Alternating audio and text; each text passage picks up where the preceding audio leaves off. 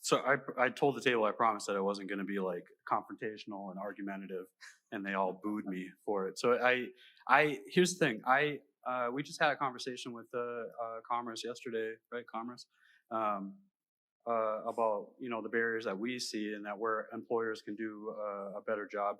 And uh, employment's different today than it was 20 years ago. Just like the justice system, just like even church is different, right? You go to a church today, it probably wouldn't got away with that back 20 years ago, right? But you evolve and you create different methods, and it's the same for employers, right? So if you're like doing the same thing you were doing 20 years ago to try and hire and retain people, you're probably not going to make it very long, right? And so mental health is a big deal, and people, you saw the numbers, right? Like it's becoming a lot more relevant.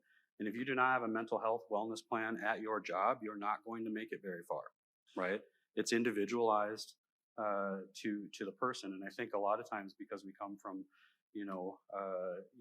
kind of an industrial like background, just pull yourself up by your bootstraps and get to work. You think it's gonna work, and just putting, telling people to get busy while they're like mentally busy is not. It doesn't fix the problem.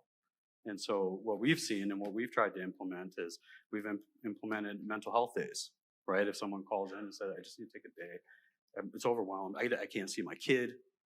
I don't even have a car to get back and forth to work or whatever. And so what I'm recommending that is if you're going to open up and be a little more diverse about your hiring practices, be ready to change some of your other practices, right? The justice system identified that they can't treat everybody the same. This is why we have maximum, medium, minimum.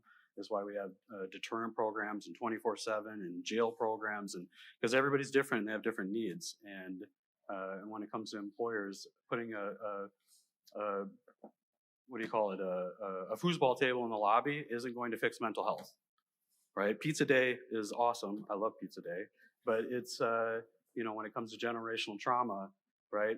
It's not a fix, right? And so I until recently I thought that when I worked at High Point, when Tom McDougall said nobody cares how much you know until they know how much you care. I thought he invented that saying or whatever, because I'm just not. It was Teddy Roosevelt or whatever. So it was, but it always stuck with me when he said that, and so we try to practice that at F5. Between the F5 and the Ridge, we have 90 employees, and that's all happened in the last 7 years. And these are practices that we implemented early on. Is to if you want people to do a good job, then you need to do a good job for them, and they need to know that they're cared about. And they will overcome those mental health days, and they will overcome stuff from their past. And we're seeing it have a ripple effect to the people that we serve in the houses and in care coordination. And so if you want better employees, be a better leader, right? And if you don't have a leader, get a leader or a mentor.